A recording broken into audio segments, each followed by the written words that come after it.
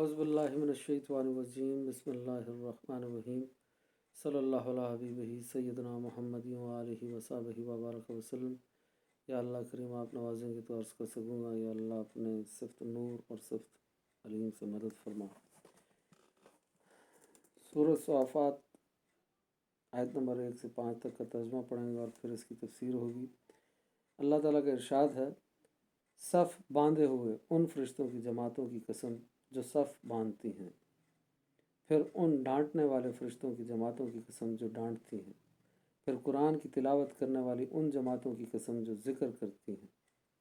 बेशक तुम्हारी इबादत का मुस्तहिक ज़रूर एक है, आसमानों और ज़मीनों का और इन तमाम चीज़ों का रब जो इनके दरमियान हैं, वही तमाम मशरिकों का रब है। सूरत अस-साफ़ात आयत नंबर 1 से 5 का तर्जुमा था। नमाज में सफ़ बस्ता खड़े होने वालों की फजीलत।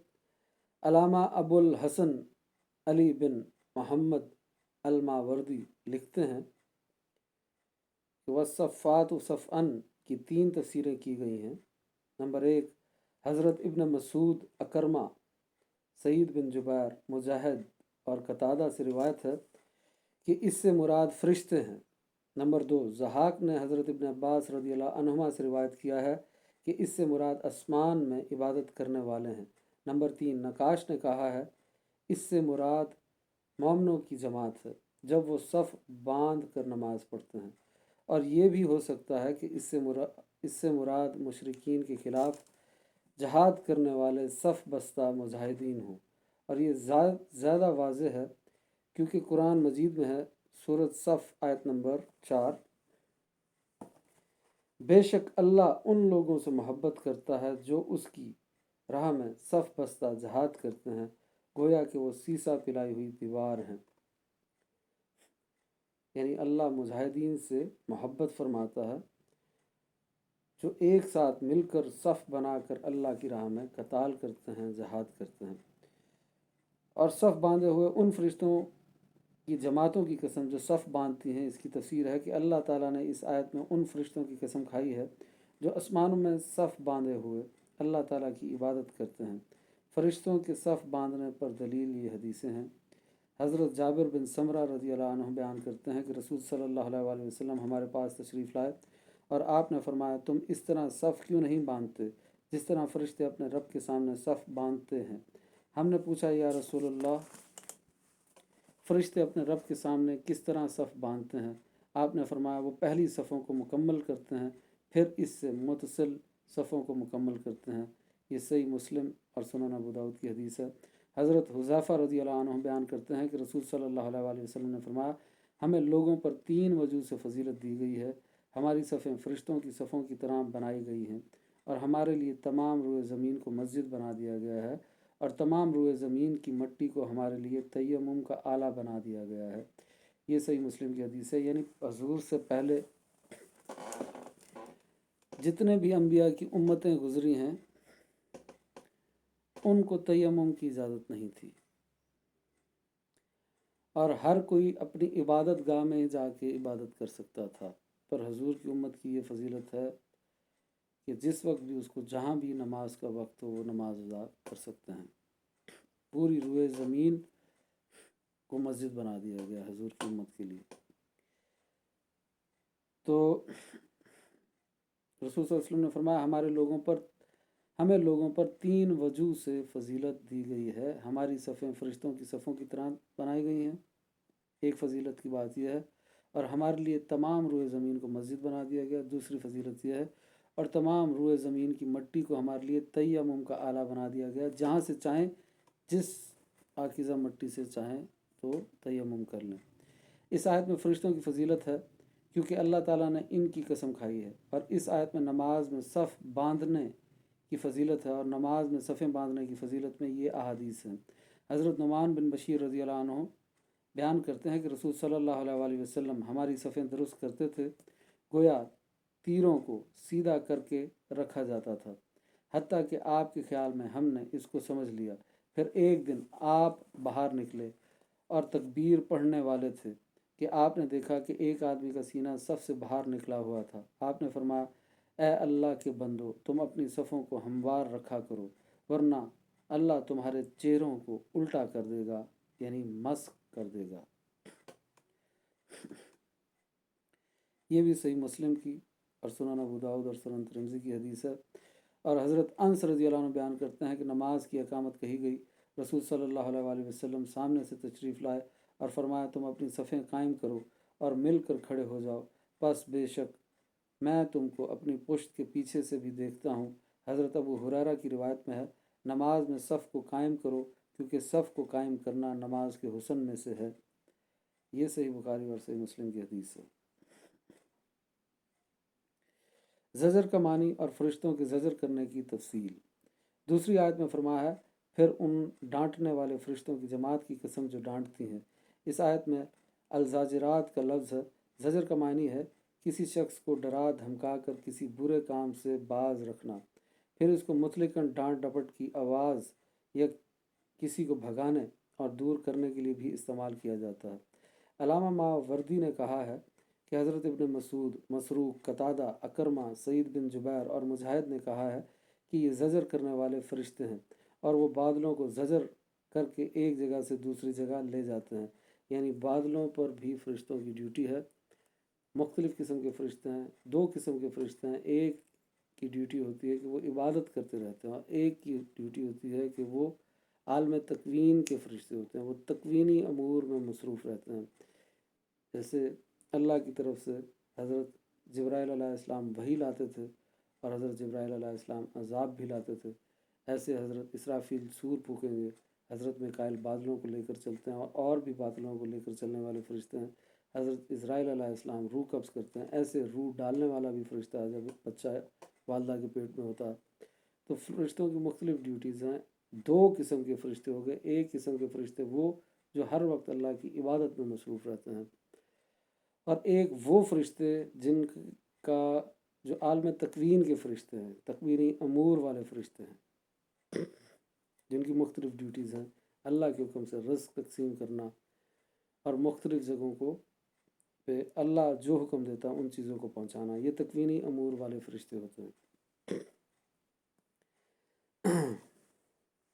تو ان فرشتوں کی کیا ڈیوٹی ہے؟ یہ ڈانٹ ڈپٹ کرنے والے فرشتے ہیں، یعنی جب ہم کوئی گناہ کرتے ہیں تو یہ فرشتے ڈانٹتے ہیں، دل میں بے چینی پیدا ہوتی ہے، دل میں ملامت پیدا ہوتی ہے۔ جس کا ضمیر روشن ہو اور جس کا نفس جو ہے وہ نفس لوامہ ہو چکا ہو تو اس کا نفس بھی اس کو ملامت کرتا ہے، اور یہ ڈانٹنے والے فرشتے باہر سے اس کو ڈانٹتے ہیں، جس کی وجہ سے اس کے نفس لوامہ کو ملامت محسوس ہوتی ہے۔ اور یہ فرشتے ڈانٹتے تو ہر کسی کو ہیں، کفار کو بھی ڈانٹتے ہیں، مسلمانوں کو بھی ڈانٹتے ہیں اگر گناہ کریں، پر جو مسلمان گنہگار ہو چکے ہوتے ہیں، گناہوں کے عادی ہو چکے ہوتے ہیں، تو ان کا نفس جو ہوتا ہے وہ نفس امارہ کی سٹیج پہ کھڑا ہوتا ہے، آگے جاتا نہیں ہے، تو نفس امارہ والوں کو یہ ڈانٹ ڈپٹ فرشتوں کی زیادہ محسوس نہیں ہوتی، پر جو نفس لوامہ کے درجے کو پہنچ چکے ہوتے ہیں، ملامت کرنے والا نفس جسے کہتے ہیں، تو ان کو فرشتوں کی یہ ڈانٹ ڈپٹ محسوس ہوتی ہے۔ اور یہی وہ فرشتے ہیں جن فرشتوں کی ڈیوٹی ہے کہ یہ تمام انسانوں کے دل میں کشف اور اعلام بھی کرتے ہیں۔ یہ وہ فرشتوں کا گروہ ہے جن کے ذمہ اللہ نے یہ ڈیوٹی لگائی ہے کہ یہ ملامت بھی کریں گے، ڈانٹ ڈپٹ بھی کریں گے، اور ساتھ میں کشف اور اعلام بھی کرائیں گے۔ مطلب صبح اٹھ کے آپ کے دل میں خیال آتا ہے کہ بڑی اچھی بات میرے دل میں آئی ہے، یہ بڑا اچھا آئیڈیا ہے، تو وہ آپ کا آئیڈیا نہیں ہوتا، وہ اللہ کی طرف سے فرشتے نے آپ کے دل میں بات ڈالی ہوتی ہے۔ وہ اچھی بات جو ہوتی ہے تو وہ القا کی ہوتی ہے، وہ کشف کی ہوتی ہے، وہ اعلام کی ہوتی ہے۔ تو یہ اعلام کرنے والے فرشتے ہیں، ان کا ایک پورا گروپ ہے۔ تو قتادہ، اکرمہ، سعید بن جبیر اور مجاہد نے کہا کہ یہ زجر کرنے والے فرشتے ہیں اور وہ بادلوں کو زجر کر کے ایک جگہ سے دوسری جگہ لے جاتے ہیں، یعنی بادلوں کو ہانک کے ایک جگہ سے دوسری جگہ لے جاتے ہیں، ڈانٹ ڈپٹ کے ایک جگہ سے دوسری جگہ لے جاتے ہیں، اور بندوں کو گناہوں سے زجر اور ملامت کرتے ہیں۔ امام راضی نے کہا کہ فرشتوں کی بنو آدم کے دلوں میں تاثیر ہوتی ہے اور وہ ان کے دلوں میں احلامات کے ذریعے تاثیر کر کے ان کو گناہوں سے روکتے ہیں۔ دل میں احلام کرتے ہیں، دل میں بات ڈالتے ہیں، یہ احلام کرنے والے فرشتے ہیں۔ ہر نیک اور بد، کافر ہو یا مسلمان ہو، ہر کسی کو ڈانٹتے بھی ہیں اور دل میں اعلام بھی کرتے ہیں، ہر کسی کو کشف جس کو کہتے ہیں نا، اعلام کرتے ہیں، دل میں بات ڈالنا، دل میں بات بھی ڈالتے ہیں۔ اور کیوں ڈالتے ہیں؟ کہ نیکی کی ترغیب دیتے ہیں اور گناہوں سے روکتے ہیں۔ تو وہ ان کے دلوں میں اعلامات کے ذریعے تاثیر کر کے ان کو گناہوں سے روکتے ہیں اور ان پر ملامت کرتے ہیں۔ اور یہ بھی ہو سکتا ہے کہ وہ شیطان کو زجر اور ملامت کرتے ہوں کہ تم کیوں انسانوں کو برے کاموں پر اکساتے ہو۔ اور یہ شیاطین جو ہمارے ساتھ ہوتے ہیں، یہ ہمزاد ہوتا ہے، اور تو یہ ہمزاد جن جو ہوتا ہے وہ ہر انسان کے ساتھ ہوتا ہے، تو یہ اس کو بھی ڈانٹتے ہیں کہ تم کیوں ان کو گناہ کروا رہے ہو۔ اور یہ شیاطین کو بھی ڈانٹتے ہیں، مطلب جب فتنے اتنے بڑھ جاتے ہیں تو یہ شیاطین کو، جب وسوسے بڑھ جاتے ہیں انسان کے، تو یہ شیاطین کو بھی ڈانٹ کر بھگاتے ہیں۔ بہرحال یہ بھی ایک تفسیر انہوں نے کی ہے اس کی۔ یہ بھی ہو سکتا ہے کہ اس آیت سے علماء صالحین کی جماعتیں مراد ہوں جو واعظ اور نصیحت کے ذریعے لوگوں کو برے کاموں سے روکتے ہیں، اور اس سے مجاہدین کی جماعتیں بھی مراد ہو سکتی ہیں جو میدان جہاد میں دشمنان اسلام کی سرکوبی کرتے ہیں۔ اس سوال کا جواب کہ غیر اللہ کی قسم کھانا ممنوع ہے، پھر اللہ تعالیٰ نے صف بستہ فرشتوں کی قسم کیوں کھائی ہے؟ جب اللہ کی قسم کے علاوہ کسی کی قسم کھائی نہیں جا سکتی، قسم کھانا ہی مکروہ ہے، منع ہے، تو پھر اللہ نے غیر اللہ کی قسم کیوں کھائی، فرشتوں کی قسم کیوں کھائی؟ تیسری آیت میں فرمایا، پھر قرآن کی تلاوت کرنے والی ان جماعتوں کی قسم جو ذکر کرتی ہیں۔ اس سے وہ مسلمان مراد ہیں جو نمازوں میں قرآن مجید کی تلاوت کرتے ہیں، اور اس سے وہ مسلمان بھی مراد ہو سکتے ہیں جو خارج از نماز قرآن مجید کی تلاوت کرتے ہوں۔ چاہے آپ قرآن کی تلاوت نماز میں کریں یا نماز کے باہر کریں، تو یہ ان جماعتوں کی قسم کھائی جا رہی ہے، یعنی پھر قرآن کی تلاوت کرنے والی ان جماعتوں کی قسم جو ذکر کرتی ہیں، یعنی قرآن کی تلاوت کرتی ہیں، چاہے نماز میں کریں چاہے نماز کے علاوہ کریں۔ اور اس سے وہ علماء مبلغین بھی مراد ہو سکتے ہیں جو عقائد اسلام اور احکام شریعہ کی تبلیغ کے مواعظ اور خطبات میں قرآن مجید کی آیات کی تلاوت کرتے ہیں۔ شریعت کے یعنی دو قسم کے احکام ہوتے ہیں، ایک احکام کا تعلق عقائد کے ساتھ ہوتا ہے اور ایک کا تعلق اعمال کے ساتھ ہوتا ہے۔ تو جن کا تعلق عقائد کے ساتھ ہوتا ہے انہیں عقائد اسلام کہا جاتا ہے، اور جن کا تعلق اعمال کے ساتھ ہوتا ہے ان کو احکام شریعہ عملیہ کہا جاتا ہے۔ تو تبلیغ کے اور اس سے وہ علماء مبلغین بھی مراد ہو سکتے ہیں جو عقائد اسلام اور احکام شریعہ کی تبلیغ کے مواعظ اور خطبات میں قرآن مجید کی آیات کی تلاوت کرتے ہیں، اور اس سے حمد اور تسبیح کرنے والوں کو بھی مراد لیا جا سکتا ہے۔ ان آیات میں اللہ تعالیٰ نے صف باندھنے والے اور زجر کرنے والے فرشتوں اور قرآن مجید کی تلاوت کرنے والوں کی قسم کھائی ہے۔ پھر اس حدیث کا کیا محامل ہوگا جس میں غیر اللہ کی قسم کھانے کی ممانعت ہے؟ وہ حدیث حسب ذیل ہے۔ سعد بن عبادہ بیان کرتے ہیں کہ حضرت عبداللہ بن عمر رضی اللہ عنہما نے سنا ایک شخص کہہ رہا تھا، کعبے کی قسم۔ تو حضرت ابن عمر نے کہا، غیر اللہ کی قسم نہیں کھائی جائے، کیونکہ میں نے رسول صلی اللہ علیہ وآلہ وسلم کو یہ فرماتے ہوئے سنا ہے، جس نے غیر اللہ کی قسم کھائی اس نے کفر کیا یا شرک کیا۔ یہ سنن ترمذی کی حدیث تھی۔ تو غیر اللہ کی قسم کھانا اس حدیث کے مطابق کفر کیا یا شرک کیا کہ لفظ آیا۔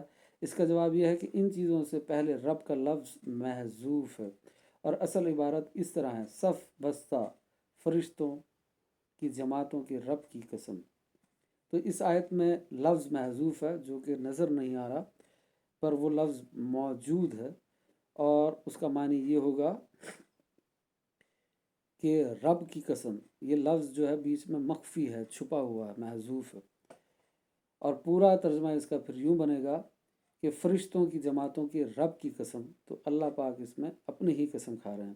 پھر زجر کرنے والے فرشتوں کی جماعتوں کے رب کی قسم، قرآن کی تلاوت کرنے والی جماعتوں کے رب کی قسم۔ اور دوسرا جواب یہ ہے کہ قسم کا معنی ہے شہادت، یعنی اللہ تعالیٰ ان فرشتوں کو اپنی توحید پر شاہد بنا رہا ہے۔ تو ایک تو قسم سے مراد یہ ہو گیا کہ اس میں یہ لفظ ہی محذوف تھا رب کا، تو اگر اس کا محذوف لفظ کا ترجمہ ساتھ کیا جائے تو پھر یہ رب کی قسم ہی ہو جائے گی۔ اور دوسرا بات یہ ہو جائے گی اس کا جواب کہ اللہ نے کیوں قسم کھائی، تو اللہ اس میں فرشتوں کو یعنی شہادت، یعنی اللہ تعالیٰ ان فرشتوں کو اپنی توحید پر شاہد بنا رہا ہے، گواہ بنا رہا ہے، تو یہ اس چیز کی قسم کھا رہا ہے۔ اور تیسرا جواب یہ ہے کہ غیر اللہ کی قسم نہ کھانے کا شرعی حکم ہمارے لیے ہے، ہم احکام شریعہ کے مکلف ہیں، پابند ہیں، اللہ تعالیٰ کسی حکم شرعی کا مکلف نہیں ہے، وہ مالک ہے، مطلق ہے، جس طرح چاہے کلام فرمائے، وہ کسی کے سامنے جواب دہ نہیں ہے اور سب اس کے سامنے جواب دہ ہیں۔ اللہ تعالیٰ کے واحد ہونے کی دلیل،